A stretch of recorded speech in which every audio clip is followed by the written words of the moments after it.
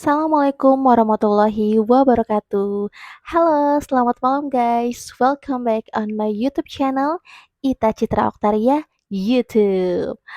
Oke guys, kayaknya nggak kerasa banget ya, kita tuh udah ketemu lagi dan udah masuk ke hari Selasa lagi nih, hari Selasa malam pastinya. Padahal tuh kayaknya aku ngerasa tuh kayak baru kemarin gitu aku upload video, tapi ternyata sudah waktunya aku mengupload lagi video yang terbaru. Nah, untuk kalian gimana nih guys kabarnya? Semoga baik-baik aja ya. Dan pastinya untuk malam ini guys, kita masih dalam suasana bulan Ramadan. Gimana nih untuk puasa kalian hari ini? Berjalan dengan lancar? Harus dong. Karena pada saat malam di jam 8 malam kalian akan mendapatkan suntikan semangat nih dari video aku. Pastinya kan? Oke guys, sebelum kalian menyimak, kira-kira di malam ini aku mau ngebahas apa sih? Seperti biasa, jangan lupa untuk kalian pendatang baru di channel aku ataupun yang udah lama, untuk terus mendukung channel ini dengan cara subscribe, like, dan nyalakan lonceng notifikasinya supaya kalian update nih tentang episode terbaru yang aku upload di YouTube pada malam itu. Kalau gitu kayaknya kita nggak usah berlama-lama lagi ya guys. Langsung aja kita ke pembahasan malam ini. Oke guys, di malam ini kita akan membahas nih tentang pembahasan yang agak sedikit berat. Kenapa aku bilang agak sedikit berat? Karena di malam ini aku akan membahas tentang teori konspirasi. Pasti dari kalian semua tuh banyak banget yang suka sama yang namanya teori konspirasi. Karena aku sendiri guys, I'm the biggest fans of conspiration. Jadi sebelum aku menjadi seorang YouTuber ya, aku tuh suka menonton, teori-teori konspirasi yang dibahas oleh YouTuber lain. Karena menurut aku tuh kayak asik aja gitu membahas tentang, teori konspirasi, ya walaupun ada beberapa, teori konspirasi yang mungkin nih masih diragukan kebenarannya, tapi ada juga beberapa teori konspirasi yang membuat kita berpikir kayak, kayaknya bener juga ya, di dunia ini tuh, kayaknya ada yang mengendalikan, seorang penguasa ahli elit ya, yang, menggerakkan, dunia ini atau segala urusan yang berkaitan, dari berbagai bidang, dan dia tuh bisa apa ya, ibaratnya tuh apa yang dia mau dan dia nggak mau tuh bener-bener bisa diciptakan, dan didukung, oleh banyak orang, tapi itu kayak underground gitu guys. Kayak aku tuh di otak aku tuh kayak, banyak banget berpikiran tentang hal-hal kayak gitu. Nah, makanya deh di malam ini aku akan coba untuk membahas, beberapa teori konspirasi yang pastinya sebetulnya sih udah kalian tahu ya, tapi aku akan coba membahasnya secara detail di akun YouTube aku ini. Penasaran kan kira-kira untuk teori konspirasinya tuh apa aja sih? Ya udah nggak usah berlama-lama lagi, kita langsung simak untuk teori konspirasi yang pertama. Sebelum aku menjelaskan tentang, teori konspirasi yang pertama, aku akan coba dulu menjelaskan tentang apa itu arti dari konspirasi dan teori konspirasi. Jadi kalau menurut Kamus Besar Bahasa Indonesia guys, konspirasi itu dapat diartikan, suatu, komplotan atau persekongkolan. Dan untuk teori konspirasi itu sendiri diartikan teori yang berusaha, menjelaskan tentang rencana-rencana atau fakta kejahatan yang ada di balik suatu peristiwa. Nah, kalian pahami dulu tuh, apa arti dari, konspirasi dan teori konspirasi. Jadi boleh, dibilang kalau untuk teori konspirasi itu, selalu berkaitan dengan kejahatan ya guys ya, yang dilakukan oleh, orang-orang penguasa yang ada di dunia, tapi yang tadi aku bilang ya underground dan beberapa faktanya pun juga, belum terungkap, Jadi dia tuh berusaha untuk, mengendalikan dunia untuk kepentingan-kepentingan golongan tertentu ataupun pribadi. Dan untuk, teori konspirasi yang akan kita bahas untuk pertama ini ialah, tentang teori konspirasi antisemitisme. Wow, mungkin dari kalian beberapa udah ada yang pernah mendengar tentang antisemitisme ya, guys. Dan kira-kira apa sih arti dari antisemitisme itu? Jadi arti dari antisemitisme itu ialah guys, suatu bentuk, sikap atau, dugaan atau prasangka ya terhadap, kaum Yahudi dan dalam bentuk, penganiayaan dan penyiksaan guys. Dalam bentuk, apa ya, suatu kelompok ras, agama, individu, maupun suatu lembaga. Jadi kalau misalnya dari kalian tahu nih, peristiwa tentang Holocaust, nah itu adalah salah satu, peristiwa paling, apa ya, paling terbesar guys, kekejaman terbesar, di dunia tentang, pelenyapan kaum Yahudi yang ada di benua Eropa. Seperti yang kalian tahu ya guys ya, kalau yang mempelopori pertama kali peristiwa Holocaust ini ialah sebuah partai Nazi yang ada di Jerman yang dipimpin oleh Adolf Hitler. Dan untuk, peristiwa Holocaust ini sendiri itu terjadi pada tahun 1933 sampai dengan 1945.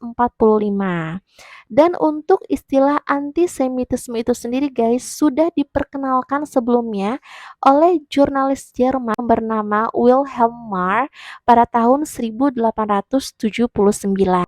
Tetapi guys, sebenarnya, untuk kebencian Nazi kepada kaum Yahudi, itu tuh udah ada jauh sebelum zaman modern dan, istilah antisemitisme itu sendiri ada. Jadi untuk hal pemicunya itu guys, pertama itu dari fitnah darah, yaitu, rumor palsu yang beredar yang menyebutkan bahwa kaum Yahudi menggunakan darah anak-anak Kristen untuk ritual. Dan untuk Nazi sendiri pun juga, menyalahkan kaum Yahudi atas beberapa masalah, di Jerman yang meliputi aspek ekonomi, sosial maupun politik. Dan untuk Nazi sendiri pun juga menyalahkan kaum Yahudi atas kekalahan Jerman, pada Perang Dunia Pertama, yaitu di tahun 1914 sampai dengan 1918.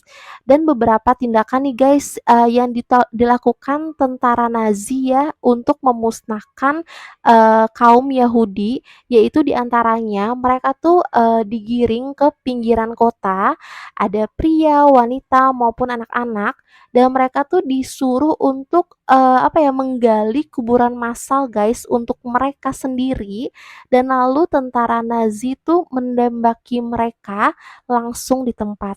Dan ada juga nih yang menyebarkan, gas beracun karbon monoksida melalui mobil van.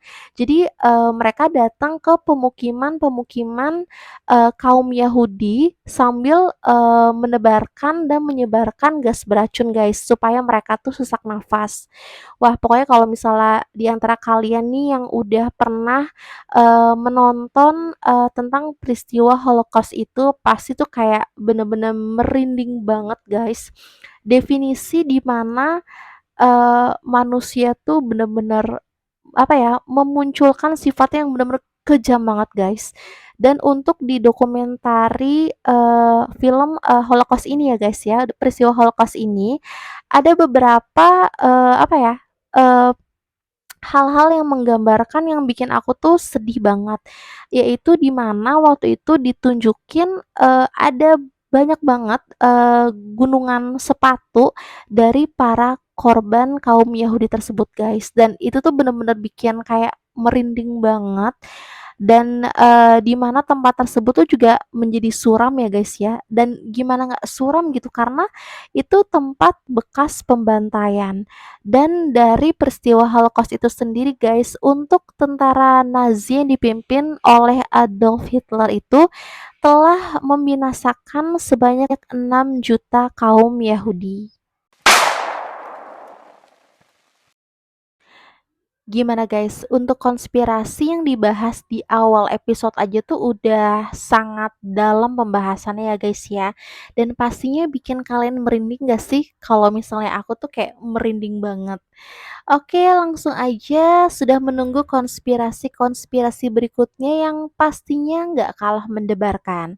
Untuk konspirasi yang kedua ini, aku mau membahas tentang teori konspirasi Pizzagate. Jadi untuk teori konspirasi ini guys, itu pembahas tentang tudingan terhadap sebuah restoran pizza terkenal di United States atau di Amerika Serikat yang isunya nih dia, mempelopori tentang kegiatan, seks terhadap anak-anak atau pedofil ya guys ya. Jadi untuk rumor tentang, Pizzagate itu sendiri muncul ketika pemilihan presiden pada tahun 2016 tentunya di Amerika Serikat ya. Dan ada yang bilang juga nih, bahwa, teori ini muncul karena memang ketidaksukaan terhadap Hillary Clinton. Dan untuk istilah, Pizzagate itu sendiri muncul, dari berita yang ada di internet yang menyebutkan tentang Pizzagate. Kenapa disebut Pizzagate? Karena lokasi dari teori konspirasi itu sendiri adalah sebuah, restoran pizza yang ada di Amerika Serikat bernama Comet Ping Pong.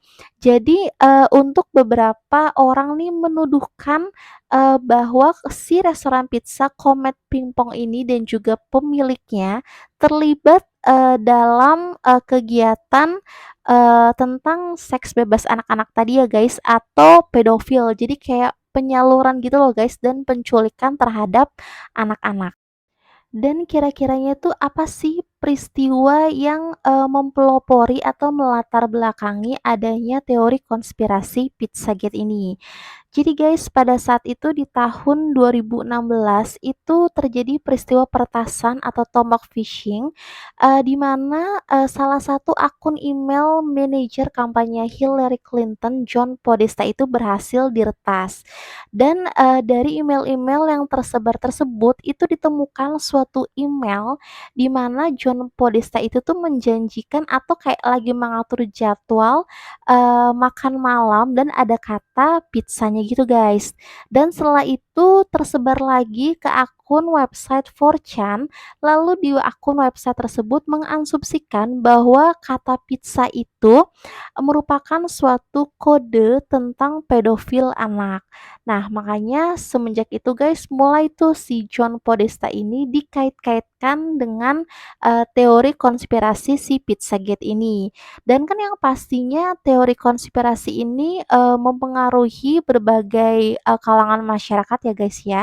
Dan ada salah satu, masyarakat nih guys yang, ingin membuktikan kebenaran tentang, teori konspirasi Pizzagate itu. Jadi ada nih seorang, masyarakat yang bernama Edgar, jadi dia langsung datang ke si Comet, Pingpong Pizza itu ya guys untuk membuktikan bener gak sih kalau, di restoran tersebut tuh ada kegiatan, penyekapan terhadap anak-anak di ruang bawah tanah. Karena kan, berita yang beredar di kalangan masyarakat kan seperti itu ya. Dan, si Edgar ini sendiri juga, membujuk nih kedua temannya untuk, mendukung misi penyelamatan terhadap anak-anak tersebut guys. Karena itu si Edgar nih langsung datang, ke Comet Pingpong Pizza itu dan melihat-lihat keadaan sekitar apakah benar bahwa di restoran tersebut tuh ada peristiwa penyekapan. Jadi pada saat Edgar datang ke restoran tersebut, dia tidak membawa, dengan tangan kosong ya guys, karena si Edgar ini juga membawa, senapan, pistol dan juga pisau lipat. Jadi, pada saat si Edgar datang nih masuk ke dalam restoran pizza tersebut, dia membisikkan, kepada para pelanggan yang lagi makan di situ untuk berlindung ke tempat yang aman. Dan lalu si Edgar mulai, mencari-cari ke berbagai ruangan yang ada di Comet Pingpong Pizza tersebut. Tetapi guys, pada saat si Edgar nih keliling, ke restoran pizza ya si Comet Pingpong ini, dia tuh nggak menemukan apa-apa guys. Dia cek ke dapurnya, dia tuh cuman menemukan koki yang lagi, membuat pizza fresh from the oven. Dan dia keliling, dia keluar, dan dia ke berbagai ruangan yang ada di Comet Pingpong Pizza ini, dia tuh nggak menemukan apa-apa dan bahkan si Edgar ini tuh nggak menemukan ruang bawah tanah guys, yang isunya kan, si anak-anak ini tuh disekap ya di ruang bawah tanah, dan ternyata di Comet Pingpong Pizza ini tuh memang nggak, apa ya, memang nggak mempunyai itu ruang bawah tanah. Dan pada saat dia ke-gap sama karyawan dari, Comet Pingpong tersebut, si Edgar tuh malah, apa ya, menunjukkan, pistolnya guys dan melepaskan tembakan. Nah, untungnya nih dari peristiwa tersebut, tidak ada korban jiwa dan untuk Edgar sendiri akhirnya ditangkap. Pokoknya, jadinya tuh restoran-restoran pizza yang ada di sekitar Comet Pingpong ini tuh juga jadi dapat perlakuan yang sama, guys. Jadi tuh kayak sama-sama dicurigai, menjadi dalang nih untuk, penculikan anak-anak dan juga penyekapan anak-anak dalam kegiatan pedofil tersebut. Dan setelah, peristiwa tersebut terjadi nih, guys, untuk restoran yang ada, di area yang sama di Comet Pingpong, Pizza tersebut, itu akhirnya, ditutup dan tidak ada kegiatan dulu. Tapi memang untuk sementara ya guys, karena kan, baru aja tuh terjadi peristiwa penembakan. Dikhawatirkannya tuh, untuk, hari-hari berikutnya takutnya tuh ada masyarakat lainnya lagi nih yang mungkin ingin, membuktikan nih kebenaran teori konspirasi Pizzagate itu dengan mendatangi restoran-restoran lainnya yang ada di sekitaran Comet Pingpong Pizza. Dan bagaimanakah nasib dari si John Podesta ini sendiri juga guys, si manajer kampanyenya Hillary Clinton ya. Karena kan pada awal teori konspirasi ini muncul itu kan gara-gara akun email dia yang kertas kan. Dan untuk si John Podesta sendiri guys itu melakukan sesi wawancara ya dengan majalah Rolling Stone, sebuah media yang ada di Amerika Serikat. Dan untuk ditanya nih dampaknya apa sih dari, teori konspirasi Pizzagate yang sedang viral ini kepada dirinya dan juga keluarganya. Jadi untuk keluarga si John ini juga mendapatkan serangan teror guys, dan untuk istrinya si John Podesta ini sendiri tuh juga sering menerima, penelpon-penelpon aneh yang menanyakan, kok bisa sih si John terlibat, dalam peristiwa ini dan kenapa kok dia terlibat dalam peristiwa ini dan langsung menutup teleponnya. Bahkan si John Podesta sendiri tuh bilang kalau istrinya tuh sabar banget dalam menghadapi, para penelpon-penelpon misterius. Dan tidak hanya itu guys, di voicemail-nya pun juga, terdapat pesan-pesan yang nggak enak ya untuk didengar, pesan-pesan yang buruk lah pastinya, ditinggalkan oleh, para penelpon untuk si John Podesta ini. Tetapi untuk si John Podesta itu sendiri, dia bilang kepada media kalau dia tuh memaafkan untuk orang-orang yang telah menuduhnya nih sebagai dalang dari teori konspirasi Pizzagate. Wow, pokoknya konspirasi yang ada di dunia tuh memang kayak top-top banget ya guys untuk dibahas. Tetapi untuk di malam ini guys, aku tuh akan ngebahas teori konspirasi tuh sebanyak 3 aja. Karena jujur sih setelah aku riset itu tuh teori konspirasi tuh banyak banget guys dan rasanya pengen aku bahas dalam satu episode tapi tuh nggak cukup. Jadi untuk hari ini aku akan membahas 3 konspirasi dulu ya guys ya. Dan nanti nih insya Allah di episode-episode berikutnya aku pastinya akan membahas tentang teori konspirasi yang nggak kalah serunya dari teori konspirasi yang aku bahas pada malam ini. Kalau begitu nggak usah berlama-lama lagi, kita langsung aja ke teori konspirasi yang ketiga. Dan untuk teori konspirasi yang ketiga itu ialah teori konspirasi tentang COVID-19 sebagai pengendali populasi yang ada di dunia. Jadi guys, untuk tahun-tahun kemarin ya, kalau di Indonesia tuh kurang lebih sekitar 2 tahun ya mengalami masa pandemi Covid, yaitu di tahun 2020 dan tahun 2021. Malah, untuk di tahun 2021 sendiri, angka kematian Covid-19 di negara Indonesia itu sangat signifikan meningkat secara drastis ya guys ya. Karena, dari keluarga aku sendiri pun juga ada, yaitu tante aku yang menjadi korban, dari peristiwa Covid-19 itu sendiri. Nah, setelah, pandemi itu berlangsung selama 2 tahun di Indonesia dan bahkan, tidak hanya Indonesia saja ya guys ya yang mengalami dampak dari pandemi Covid, tetapi juga negara-negara di belahan dunia lainnya. Dan untuk teori-teori yang muncul nih pada masa pandemi Covid-19, yaitu adanya microchip nih yang ditanam di vaksin, pada manusia. Jadi ini untuk mendeteksi manusia dan menyebabkan angka kematian Covid yang drastis, angka kematian dan drastis ya guys ya.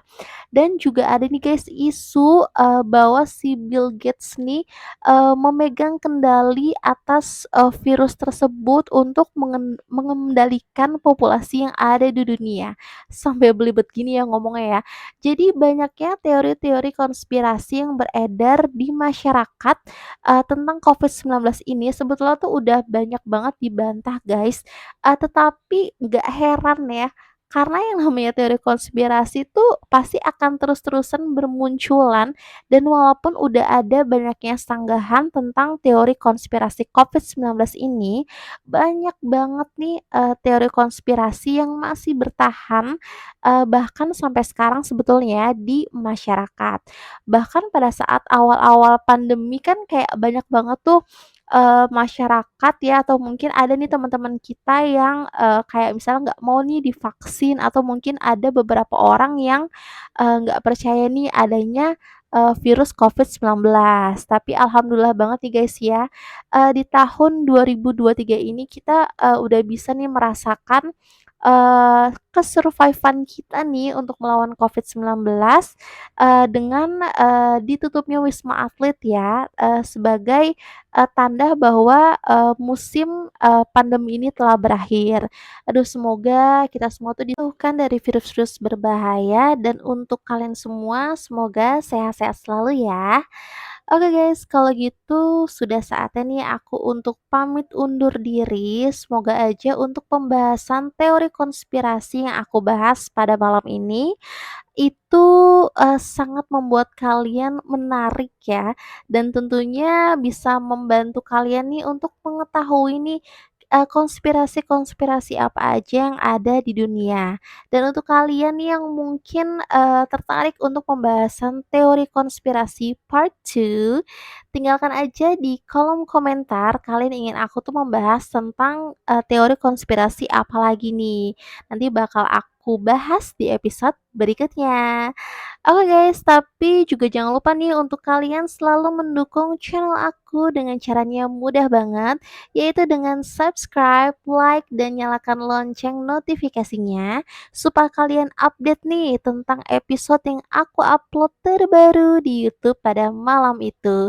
Oke guys, aku Ita pamit undur diri dulu. Assalamualaikum warahmatullahi wabarakatuh. Selamat malam semuanya.